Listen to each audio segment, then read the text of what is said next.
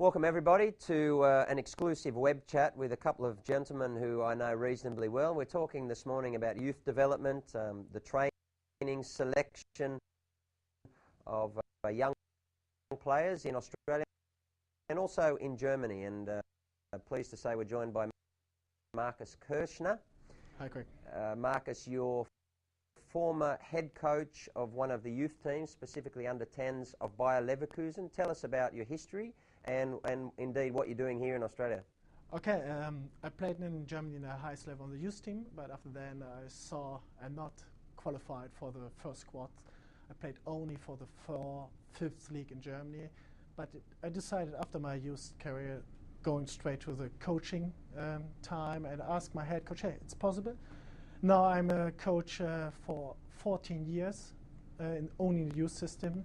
6 years ago went to Bayer Leverkusen, so in the first time under 12s, then assistant coach under 11s, then 3 years under 9s, and then under 10s, head coaching 9s and the 10s.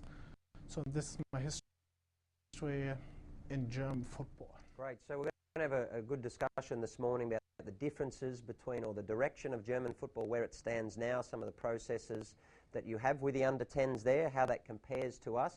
You've also had the opportunity, and a fairly rare one, to come and talk to us because you've been working with another gentleman who I know very well, Colagiuri. Welcome, Vince. How are you? Vince, you're the head coach of Football Mundial. So just from your perspective, quickly, Markus has come across working with you with your academy in Sydney. Is that right? Yes, well, Markus has great sympathy for what I'm doing, structuring football along lines that are similar for kids in Europe. And he can see that it is a difficult pioneering battle for me. And he's been great to be able to come in and do sessions with my kids and exchange ideas, which is done over there. And up until the conference that happened last week, we haven't had a great opportunity in Australia to exchange ideas with good players, especially at the youth level. So you, in particular, you're a former NSL player from Marconi, so a former top player in Australia. When you said that it's difficult, the pioneering role in some respects, what are you referring to? Well, as you know, pioneering the idea of small-sided games, something that we started back 5-6 years ago together, and now it's legislated, and now we have to see the implementation and trying to win the hearts and minds of administrators and coaches. And that's why I've started this pilot group of under 11s that just go around playing 9-a-side or 6-a-side around Sydney so people can physically see the benefits of doing this with all kids. I know one of the reasons so you've essentially taken a group of 9 and 10-year-olds almost out of the competition format, is that right? So that you train them during the week and then you play games, but outside of a competitive table-topping format for pure development purposes, is that right? That's right. Competition for us means playing games, right? League tables and things where champions are champions and trophies are not fundamental to any kid's development anywhere around the world. And there's no point putting kids in bad developmental situations at under 10s, 11s, where they're playing 11-a-side full field and then bring them in and work with them under a different philosophy. It defeats the purpose. So these kids, a lot of them would have been playing reps level in the Sydney area, all around the Sydney area, have been taken out of that, and we train twice a week. We have a trial game or a friendly game with clubs all around Sydney, and then we have a third session of what we call free play, an element that they've noticed in Europe has been lacking with technological changes now, where kids are spending less time outside just free playing, and we've introduced that as well. So we invite kids from all around who want to come and play with our kids, and without any intervention of parents or coaches, they play 4-a-side, 5-a-side. They make their own rules, and like has been done in Europe and South America for many years. So, okay, so I understand some of your developmental processes in that sense for Australian territory is ahead of the game. Let's get on to what happens at Bayer Leverkusen then, before we get your reflections on the Aussie kids.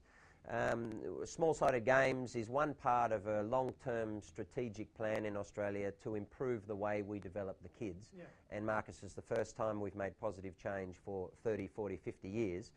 Tell us about small-sided games, or tell us about the structure for the under-10s up to under-15s, say, at a professional club in Germany. The structure is, for example, my club and by Leverkusen is we start with the teams under 8, with small-sized games 7 against 7. So we play this in the teams under 8, 9, 10, 11s. In the 12s and 13th we play 11s against 11s, but on the smaller pitch, not like the whole pitch. I think it's 90 meters long and 45 meters wide.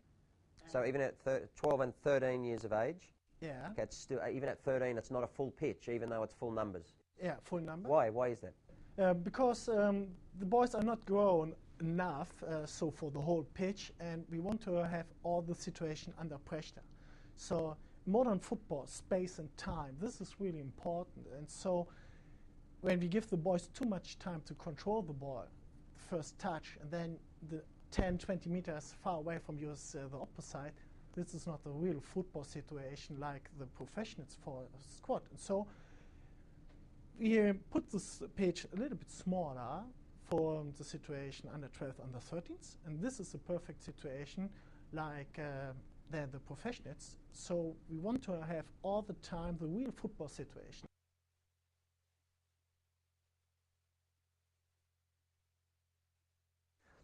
I want to ask you about the coaching licensing system then in Germany. Yeah. And is it specific to Germany?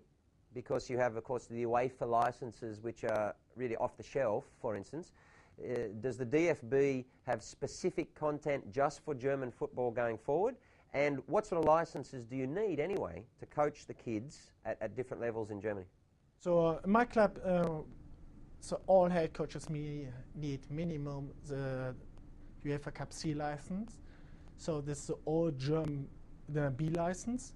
And after the World Cup 98, so the system changed in Germany. A lot of people opened their mind for new, fresh ideas.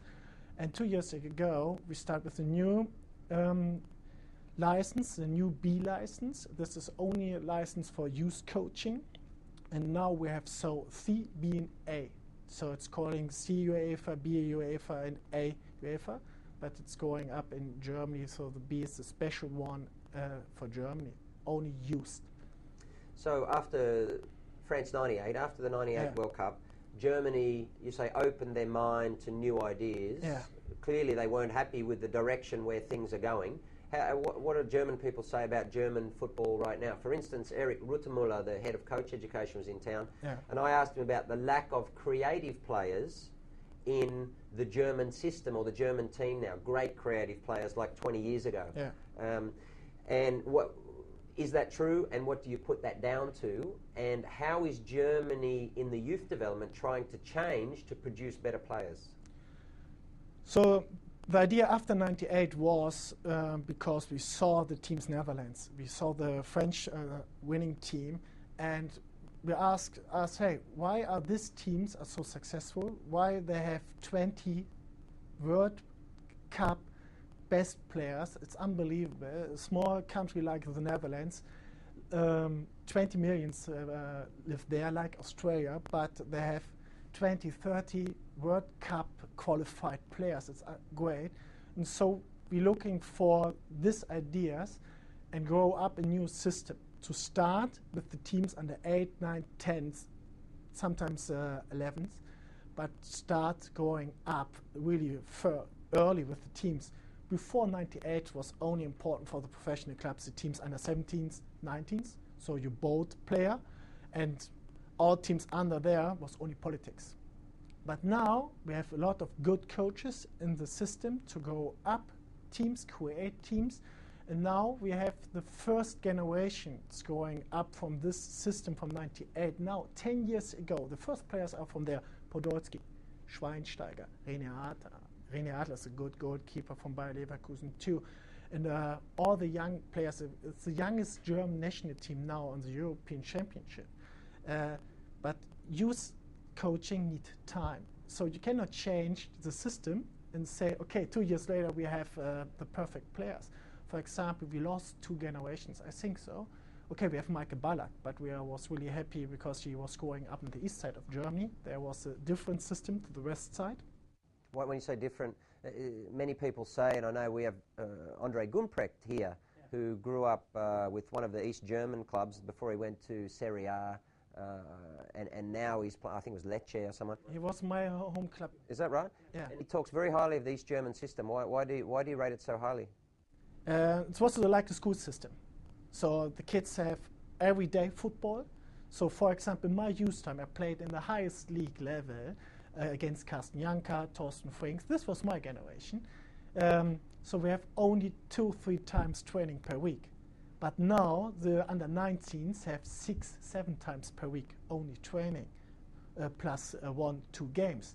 This is unbelievable. So this is a different level. And the East system have this. This was unbelievable. So the boys had everyday training, sometimes in the morning in the school and in the afternoon with the club. And now we have this in the west side of Germany too. For example, we have a cooperation with the high school, and the professional coaches went to the high school 2-3 times per week, train with the players from my club in the school time in the morning, and have a training session too in the afternoon. And so it's better when you okay. So more training. Yeah. But what about the training itself? Let's talk about how do the under-10s fit into Bayer Leverkusen overall structure? What do they want from you at under-10 level to be coaching? What do you ask the players to do? And what is the structure you put them into? Okay, whether it's 7 or 9 aside, but is there competition? Are you trying to encourage the players for greater freedom of expression, or do you have, like France, a very detailed emphasis on the technique of the players? Because we know 10 to 12 is the golden age of learning, so you're at the beginning of that, so you must have been a very important coach within the youth development structure of Bayer. So talk to us generally about how what the structure you put and what you expect from those players at 10 years of age. For example, one training session or the training per week is only technique basics, and one training session is coordination. So we have a specialist in coordination. So these are the only important things. Learn shooting with your both foots, passing with your both foots. This is only important, this age group. Forget tactics. The boys get the basics, close the middle, for example, in defense, in offense, spread out. So need the space, use the space, and that's all in tactic. But techniques, it's so important in all sessions, thousands of contacts in one training session. So we have 2 hours sessions. And so every boy had so the ball. 2 hours at under 10 level. How many days a week are they training? 3 times. Okay, 2 hours every time? Yeah. So 6 hours of, so one of those sessions is only technique, basically. 2 training session, only techniques. Okay. And after the coordination training, it's a 1 hour session. We have a free play session because the boys are really tired after coordination. Then you cannot coach the techniques. And we call this Champions League. It's a competition game. We have own recite table in the change room. And so the boys can see every day, so because the boys love it. What is it, 4 or 5 aside? We play 3 against 3, 4 4, or maximum is 5 against 5, or sometimes only juggling. I'm not in the free game because after the coordination, the boys are too tired. But we like it to play really small, and then 4, 5 pitches, and the boys have a lot of experience, a lot of touches. That's I need the boys in this golden age group.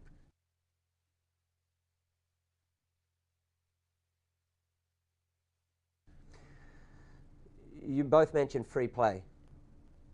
To you, Vince, the importance of free play. We talked about the lack of creative players in many of the systems in Europe, and one thing that came out of the FFA coaching conference, which we knew of course, but is that all of Europe, there's no secrets in youth development. Yes. Okay. Holland knows what France is doing. France knows what Germany is doing. Indeed, when Jacquet was here and he was the technical director of France, he'd only just had Jürgen Klinsmann for 3 weeks at Clairefontaine looking at what France were doing. So there's no secrets, but everyone wants to produce a creative player with the difference. Tevez comes to Manchester United for £20 million, whatever, and he provides some Argentinian. Zidane retires, but no one's close now. Ronaldinho or Messi provide the difference. Is this part of the reason why in coaching circles around the world, actually, free play, unstructured play, the street element is seen as important, Vince? Oh, well, it's critical because kids have to obviously technically get as many touches. Free play allows that.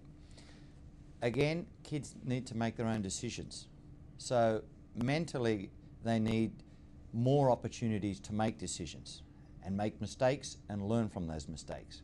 Right? In a very structured situation with a coach telling you what to do, or people giving you immediate negative feedback, is going to hamper a child making decisions. So free play is great at many levels. And not to mention also the general level for all kids is giving them an opportunity to develop good habits of going outside and exercising. Because out of all these kids, less than 0.1% are going to be professional players. But you want them all to have healthy attitudes towards movement and activity. So the creative player is spawned in these free play situations because he can make decisions, he can try things, the outrageous, without fear of being screamed at or, okay, it didn't work this time, doesn't matter. But when it works, he's a hero, and you'll see the kids mimic the goal celebrations of the great stars that they want to, that they idolise, that they want to copy. Okay, you used the phrase, very important, Vince said, without fear. The child can play and try something without fear of negative influence. Yeah. In Australia, we have a tremendous problem culturally with many coaches not allowing their players to express themselves and being too restrictive of the players at young ages, and also with the parents, for instance, wanting the coach to play or restricting the child, do this, do that, when the parent clearly has no education as a coach. Let's talk about the fear element and how you coach the under-10s. What does German football, not just your club, do to try and create an environment around a 10-year-old team that is the most positive for their development? The first thing is we start in the beginning of the season with a meeting with the parents. We explain what we want, what we can do, and so we hope the parents trust us. So we say, you don't trust us, please leave. So together or not. For example, it's not allowed for the parents stay on the pitch. So the parents stay out of the pitch like fans, but not like fans for the first squad crowds. Be aggressive. No, support your kids like you are the parents. So that's your job, help your kids. And so only the coaches talk to the kids on the pitch. For example, in my team, when I heard a dad is coaching his son, then I make a change, told the boy, hey, your parents has any questions to you, go to your dad and ask him what you want. After then, it's fine. So the kids teach the parents then, please be quiet. Right. And so we create a situation for the under-10s, they like this. So no fear situation, no stress from outside. And for example, we lost a game, and it's sometimes really lucky. Football, so you get the penalty, or it doesn't matter. But in 10 years, the boys are not thinking about how many cups they won. So the boys only, I talked with Lucio 5 years ago. It's now a big Brazil defender. He was in my training session.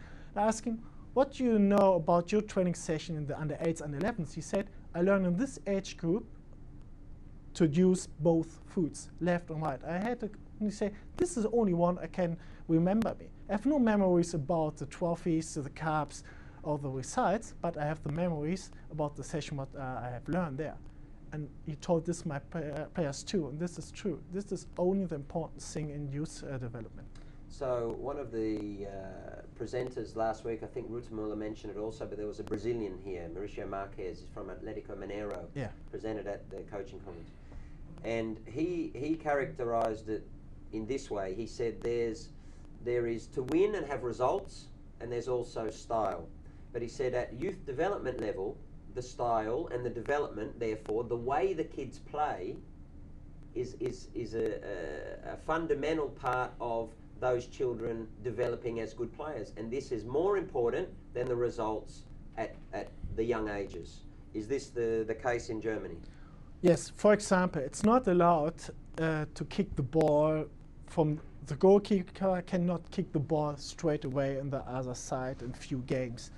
So because it's really successful when the ball is flying over everyone, you have a big striker and the under 10s, the best one, he can control the ball, then he make a goal. So successful. Then you go at home, hey, we won the game, but 5 other players learn nothing in the game. So he stay around only for defense. And so, for example, in my club too, when the goalkeeper do this, my boss asked me, hey, why you do this rubbish? So make short pass, play all together, create a situation like football, modern football, not like this. Okay, it's successful, but the kids learn nothing. Yeah. And this is really bad. And so I agree with you. Yeah. So relative age effect, which is, as you know, Vince, the kids who are born in the first part of a year, therefore, within a football season, become the biggest, the fastest, the strongest early developers. And the ones born at the end of the year, then often are left behind because they're not physically or maybe perhaps sometimes even mentally, cognitively developing as quickly. How do you have a process to counter this age bias within the young age groups in Germany? Yeah, we do this, but the problem is we saw this in the national teams in Germany. The under 15, 16, 17s, 80-90% of them was born the first 3-4 months. So the question is, okay, so when you're born in January, February, March, April, you are a good football player? I don't think so, sorry. And then in the teams under 20 and 21 national teams, then it's a normal level. So, but the problem is the under 15, 16, 17 coaches and the national youth teams want to be successful, so they pick up the grow-up boys, the strong boys, mostly the January, February, March boys, and this is the problem. And so this time we accept it. We are not successful with the teams under 15, for example, because we have small boys, but we give the boys time. For example, Diego Maradona, he's a small man, but he was one of the best players on the world. For example, Cannavaro, he's one of the best defenders in the world, but he's under one. Well, Philip Lahm is tiny.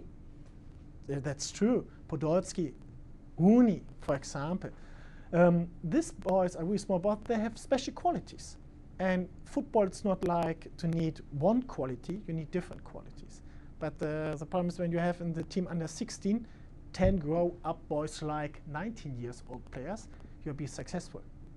And this is really bad, and we talk about this, and it's changing now because the national coaches open your mind and say, hey, that's true, because we lost talents when we push only for the next 2-3 years the grow-up boys and not the technical, for example, the number 10s like Thomas Hessler, Cristiano Ronaldo, Diego Maradona, or these ones. Okay, Cristiano Ronaldo not, but the other ones are really small size boys.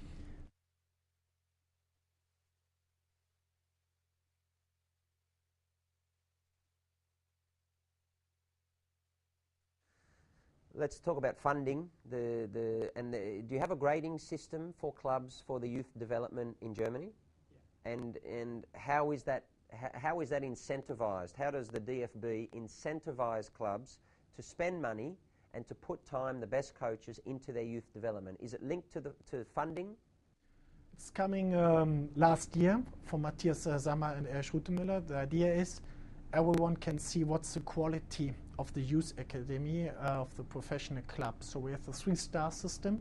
3 stars is the best one. And when you get the 3 stars, then you get 120,000 euro per season from the DFB association. And this is, so you push money for good work and to show all talents with the good work. So because now, before there, everyone says, hey, we are professional too. And the parents don't know what's quality. So he has the philosophy, there's the other philosophy, so the parents don't know what you can do. So how do you get 3 stars? Yeah, Bayer Leverkusen has now 3 stars. How? What is the What is the assessment? How do you become rated as a top youth development club? The DFB sent a team to us for 1 week to prove us all training sessions. Then we made presentations about the philosophy, how many players are from the youth center in the first squad team, all these points. So how many players are a long time in the youth development. So for example, our youth team under 18 won the German championship last season, and all players, a normal player was in the team for 8 years. So that's unbelievable. We pick up only 2 players the season before, 2 new players. 80% of these players are there from 10 under 11s because this was the first team we changed the system after 98. So this was the first result we can see now after changing. It's a long turn, it's a long time, but football youth need time, like for a school system. So you cannot learn read and write in 1 year. So you cannot jump to the university after 1 school year. So you need 12 years. And then you can go to the university, like football youth system. Okay, so let's talk about your collaboration together. So you've now come over here and working with Vince, with kids of what ages specifically? 10, 11. Okay. What are the differences that you saw immediately and your impression now of Australian youth at that age? What have you seen since you've been here?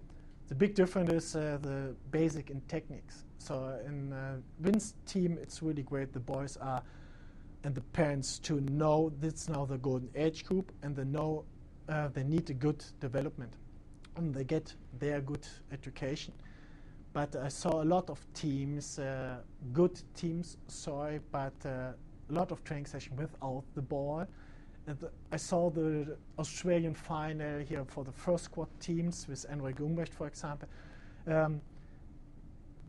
Australia need basics, technique basics, use both feet under pressure to control the ball, the first contact. I saw last week with Vince together the game against Juventus Turin, Melbourne against Juventus. Yep. And the successful situation for Juve was only the first touch situation under pressure. So this was the difference to Melbourne to be successful. And this is what I don't saw here in a lot of clubs. I didn't saw this basics. The Australian boys need the basics with the ball, touches. And so I think small size games are the perfect way to bring the basics to the boys. Vince, and from your perspective, Markus coming in, what have you seen? What's the response been? What are the differences, if any, and what has it shown you in relation to what other people are doing, in the Australian system? Well, it just basically confirms a lot of the things that we already know, the things that have forced me to take an alternative path to what is traditionally here. The beauty in Europe is that they're all very close. And as you said, nothing is hidden. They have tournaments and you have clubs from 4 different nations playing together and coaches sharing ideas and comparing. And the beauty that you see all the way through is the cultural differences. The German people are a certain style and that's reflected in their play. Italians are different, the Dutch are different. And that's what makes football beautiful. And here we have a combination of kids that their cultures stem from various parts of the world. And we're not harnessing that. And we're putting kids in structured competition situations where the emphasis is on winning competitions. He talks about boys being together for 8 years. As you know, in the local New South Wales Youth League, kids change clubs every year. Coaches change every year. There is not that criteria of coach selection that should be there. There's no emphasis on a philosophy for the club. There's no money going to pay for youth coaches. A lot of the money, as you know, that players are paying, which doesn't happen there, is going to support senior teams. So we really need to look at ourselves and say, hey, let's put in place what is happening overseas. Sure, we don't have the big money flowing from TV deals that they have there. But we can address, by changing structure, and emphasising the development of coaches for us to have long-term success with kids. All right, guys. Well, look, thank you for your time, both of you. And Markus, very nice to meet you. It's in this country too rarely do we get coaches coming in from outside, from good football nations, and to give their time and their effort and their expertise to the youth of Australia. You're with one of the most progressive youth coaches in the country. So we thank you for your time today, and also for your input into some of the best youth in New South Wales. Thanks, guys, for your time. Thanks, Ray. Thanks.